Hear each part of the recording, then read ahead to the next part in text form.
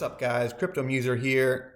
Do you think the SEC maybe underestimated Ripple and the XRP community? You think they might have underestimated, the power that, Twitter and the XRP community and all the great people and lawyers that we have here that, are digging up dirt on the SEC and the Ethereum Foundation every day. I mean, you go on Twitter and in the news every day, and there's just more and more dirt, more and more stories, more and more facts about this case and about how, the SEC and their corrupt nature and, past SEC officials getting paid by law firms that are representing the Ethereum Alliance. It's just like, one day after another, it's just more and more and more facts coming up about this case. And, like I said in the onset, the SEC definitely underestimated.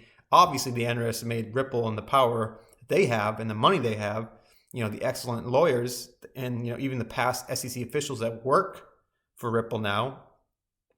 And, they definitely underestimated, the power behind the XRP community and how, united we became around this. And, it's funny when an SEC case comes against, a big time company or whatever, you never see, the SEC is supposed to be protecting investors, obviously, but in what case do you see the actual investors that they claim to protect are actually suing them? And that's the case, with the John Deaton. He has 64,000 XRP holders helping him sue the SEC. So it's pretty amazing stuff, guys, that, the SEC, when they brought this case, maybe they would, who knows? They thought it was a slam dunk case. They thought maybe they get a settlement and then just move on to the next cryptocurrency to go after. But man, did they go after the wrong company and the wrong community. We are a strong community in the XRP community. We, it's like I said, every day, the sleuths on Twitter are just finding the fact after fact, interviews and all types of just digging up the dirt, man. It's just so great to see. And it's just so, a decentralized community like the XRP community. I must say, I know if you guys know who BitBoy Crypto is, he finally got on the XRP train in the last couple months or so, but he really didn't, get XRP or like Ripple in the past.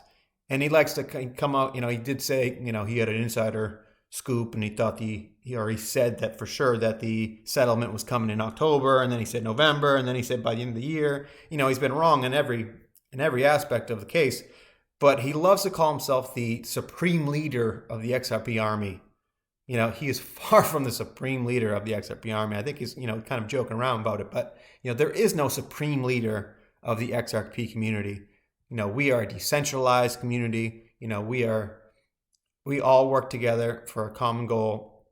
And that one goal is to make, XRP the supreme bridge currency to the world finance. So, just wanted to start with that. This is XRP Crow here. He tweeted out this statement from Brad Garlinghouse about basically how confident that he and Chris Larson is the other defendant in the case. He's the one of the founder of Ripple, and Brad Garlinghouse is the CEO of Ripple, and they're both getting sued by the SEC. So he says, Chris and I had the option to settle separately. We could do that, and it would be all behind us.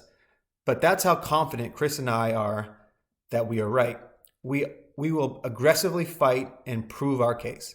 So that just goes to say they know the facts are behind them. They know that they have the law behind them. So they will fight, this case out because they have every confidence that they will win it. So that's just a telling little quote there that I wanted to share with you guys. The next thing I want to share, this is Crypto Eddie. She is in Japan. She's a great XRP community member, OG in the space. She posted this video about, I think it's a former SEC chief, and he's basically saying, how important this case is to the SEC and to the whole crypto space as a whole. And the fact that, the SEC is definitely thinking about, if they lose this case, it could look really bad for them and they could lose a lot of power. So just want to play this quick video. It's only a 30-second clip just to Just here we go. So on the question of the implications of Ripple XRP, I mean, on the one hand, it's only one case, it's only one judge, it's district court. But for such a bit, a new innovative area where people are following, as Christy went through those decisions, people are reading every line of every decision. There's a lot on the line, I think. There's a lot on the line for the program. If the commission loses a big case on a significant legal issue, it's not necessarily binding. It's one district court, unless it gets appealed. But to lose a prominent case, I think, has the potential to have a significant impact on the program. I love how he calls the SEC the program. It's such like just makes it even more nefarious. But, basically he's saying that, the SEC definitely, is afraid of losing power. If they lose this case, that could set a precedent for other cases that they bring up to other crypto companies. So, don't think for a second that they are not thinking about a settlement, because they know the facts and the law are not on their side. And they do not want, like I said, they do not want to lose power. That is the big thing about Gary Gensler and the SEC right now, is they are power hungry and they want more power. So a case that, they could lose, or they have any chance to lose any power in this, they're going to try to settle this and, get their little handout that, the SEC always tries to get. They want their money. They're basically the mob. They want their handout. They want their payoff. And then they're going to move on to the next cryptocurrency. So, like I said in that first quote by Brad Garlinghouse, Ripple is going to battle. I mean, obviously they've been battling for the last year or so. So, they're going to battle and try to get the best settlement out of this. And they want clarity. They want clarity to move on to the future. So Ripple can actually do business in the U.S. and continue on to, change the world, basically. Okay, quick other video. I think, this is a guy, I forget where this is on, but he's basically describing the revolving door of the SEC, and that, in a lot of, government agencies, we know there's it's a corrupted nature. There's a revolving door where the regulators, work for the private sector and then back to the regulators. And it's just, obviously how do you regulate yourself, basically? If you work for a company, if you're in Wall Street and you work for a Wall Street company, and then, for 10 years, and all your friends are in that company, and then you decide to go over to the public sector and work for a regulator, you think you're actually going to regulate your friends and your past company? Because why would you put it this way, I think he says it, if you, become a regulator, right, and start, coming down with hard regulation on Wall Street and do all this stuff, you only have 4 years in that regulator position, and then after that, you're right back in the private sector. So then you'd basically be out of a job. I mean, you'd be cast out of the private sector because you just, came down hard on your past company or your friends or so it's like, it doesn't make sense for them. So it's like the whole revolving door aspect of this just makes it so much more corrupt at nature. So I want to go over this quick interview and then we'll talk about it. What do we know about Jay Clayton to head the SEC? Well, we have another Wall Street insider from one of the white shoe firms, Jay Clayton, one of the largest defense firms, Sullivan Cromwell on the street, that has done work on behalf of broker-dealers for decades. So essentially, when a Wall Street firm gets in trouble, whether it's one of the regulators or they get sued by the plaintiff's bar, these types of the firms that Jay Clayton comes from, defends Wall Street. Now, you and I have talked about this before, and the biggest problem we have with this, let's grab someone from a Wall Street defense firm like Jay Clayton and put him in charge of the regulatory function like the SEC. It's called the revolving door, where these very highly qualified lawyers come from Wall Street and they go to the regulators. So they go from defending the Wall Street firms to overseeing and regulating. So they're sitting on one side of the table as a defense lawyer, and then quite frankly, within a week or two, they're now sitting in the regulator chair, regulating their old clients, their old friends at their firm. And it's the revolving door, back and forth. And as a result, you get this old boy network, all from Ivy League schools, all highly educated, going back and forth from the regulatory side to the defense side, and it's a very chummy, very close relationship that no one wants to ruffle any feathers. Because think about it, if you're on the regulatory side and you cause too big of a problem, you're really banging heads. You go in there and you really come in with a big stick and you really go after people aggressive. When your term is over with the SEC and you've ruffled too many feathers, you've carried too big of a stick, who's going to hire you back on the defense side to represent the people that you, for goodness sakes, you just tried to put in jail or you just tried to go after? What do we know about Jake? So exactly what I was saying.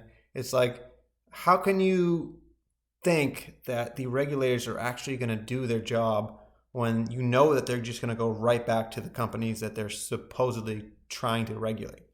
So it's like, it makes no sense. Obviously, they're not going to try to harm the companies that they're going to work for in the future. They're probably going to try to help those companies. And that's exactly what we're saying, what happened in the SEC. You had Jay Clayton, helping Ethereum. You had Bill Hinman helping Ethereum. And then, when they leave the SEC, who do they go work for? They go work for two law firms that represent the Ethereum Foundation, that represent Consensus, that represent Ethereum. So this is exactly what we're talking about here.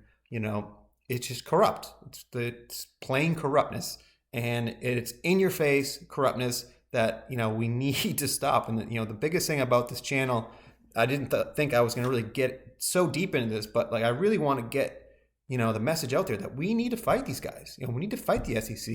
I keep posting that crypto law link to connect to Congress because, the only way we can do something is if we get Congress to make changes. And we need to write our Congress members and tell them that we demand change. We demand that this stop because, if this keeps happening and then just more and more corruptness in the government and these agencies, then we have no power and we have lost. So we really need to fight these guys. So I want to get into, John Deaton, the rock star XRP lawyer the lawyer in the XRP community that's fighting the SEC on behalf of XRP holders. He had this tweet thread that I just wanted to read real quick because I thought it was very important. So, why did the SEC choose XRP? If the SEC wanted to pick a top 10 token to go after, why would it choose the much more difficult case? There's a legitimate debate over whether today's Ethereum or XRP, the networks, not tokens of ownership, are more sufficiently decentralized. And it continues. But when applying securities laws to fundraising, there's no debate over which is the easier case to prove. Ether held a pure ICO. Both Clayton and Gensler are on record stating that they've never seen an ICO that wasn't a security. Ripple sold stock to venture capitalists, then sold XRP, but no ICO. That's very important to point out, guys. Ripple did not have an ICO, and Ethereum did. Ripple, the company, came after XRP. XRP Ledger was created before Ripple, the company. And that's opposite for Ether. The Ethereum Foundation, they've raised money before Ethereum was even built out. So continue on. I said months ago that a monkey could prove Ether that Ether started out as a securities offering. All you need to do is play video clips of people responsible for the offering. Stephen Narayoff was describing in this video down below here. I'm not going to play it, but if you want to watch it later, he describes himself as the architect behind the Ethereum fundraising. And what he says basically in this quote is that, Narayoff's goal was simple: to raise money and not go to jail. So these people knew that they were doing something illegal in the U.S. And, in many of these videos that, the XRP community has dug up, it shows them basically, admitting that they were doing something illegal and that they, were admitting that, hopefully we don't get, that hopefully the SEC doesn't come after us, But it's like, if obviously you have all these meetings with the SEC and the Crypto Alliance and Consensus and all these guys, they knew they had an inside connection there. They knew they were doing something illegal, but for some reason, I don't know why, they thought maybe we wouldn't go to jail because, we have this inside connection with the SEC.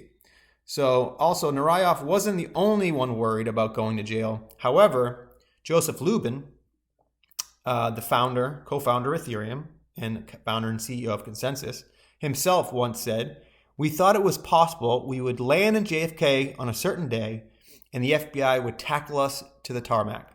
So even Joe Lubin, I mean, it's like they knew they were doing something illegal, but they knew they were protected also, so they continued on with what they were doing.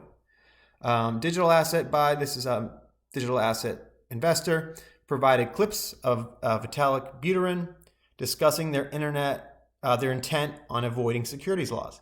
Ethereum co-founder Chedrit left the Ether project because he also was worried about the very real possibility they would all end up in jail for securities violations. Once again, another employee for Ethereum thought or knew they were doing something illegal. And he actually left. He left the Ethereum Foundation before they actually continued on because he was afraid he was going to go to jail. Continuing on, the SEC has officially made clear that the free pass that came from Hinman personally. Let me repeat that. The SEC has officially made clear that the free pass came from Hinman personally and not the SEC. In fact, Judge Nepern has declared that issue is settled. Hinman's speech was only his personal opinion and not a declaration of the agency. Declaration of the agency itself. What does this mean for Ethereum, if anything? Haley Lennon, BTC, I believe she's a lawyer. Yeah, she's a lawyer and contributor for Forbes Crypto, big Bitcoin girl, and she really is not a big fan of XRP, but she said in a tweet recently, she recently tweeted out referencing some rumblings about the SEC thinking Ethereum was a security after all. If the SEC believes Ethereum is a security, it contradicts what Charles Gasparino was told. Charles Gasparino is the guy that works for Fox Business. If true, these rumblings magnify the conflicts of interest and appearances of impropriety related to the decision to file the case against Ripple and XRP. After 7.5 years of trading, why XRP? Hinman, now this is very important, guys, listen up. Hinman collected $15 million while at the SEC from his law firm, Simpson & Thatcher, a member from his law firm who was a member of the Enterprise Ethereum Alliance. This can't easily be brushed off as only retirement benefits, especially considering that he unretired immediately after his SEC stint and returned to Simpson & Thatcher. And then the fact that Hinman is now a partner at Andreessen Horowitz, Andreessen Horowitz, with the same people who helped write the speech giving ETH the free pass, also members of the Ethereum Alliance. This can't easily be brushed off as just typical revolving door actions. This is a massive and gross appearance of impropriety. The fact that 4 months before filing the lawsuit against Ripple and XRP, Joe Lubin and Consensus announced the purchase of Quorum and the JP Morgan coin can't be easily dismissed as coincidence, especially after Lubin claimed Ripple and XRP were not competitors. The fact that Jay Clayton's law firm, Sullivan and Cromwell, represented Consensus and Lubin and brokered the deal wherein Consensus bought Quorum and JP Morgan coin, a direct competitor against Ripple and XRP. This can't easily be dismissed as mere coincidence. The fact that 2 months before the lawsuit against Ripple and XRP, One River announced a $1 billion bet on Bitcoin and Ethereum, and shortly thereafter, Jay Clayton resigned before his term expired, and within weeks was hired by One River, this cannot easily be dismissed as conspiracy. The fact that the Director of Enforcement, Mark Berger, who was also behind the filing of this case, left the SEC 3 weeks after the filing of the case. 3 weeks after the filing of the case, he left the SEC and became a partner at Bill Hinman's firm, Simpson & Thatcher, a member of the Ethereum Alliance. This cannot be easily dismissed. the fact that Joseph Grunfest pleaded with Jay Clayton not to file this case because it would damage both innocent investors and the credibility of the SEC, as well as call into question the motive behind the filing of the lawsuit. This cannot be dismissed because Grunfest is an advisor of Ripple regarding the case.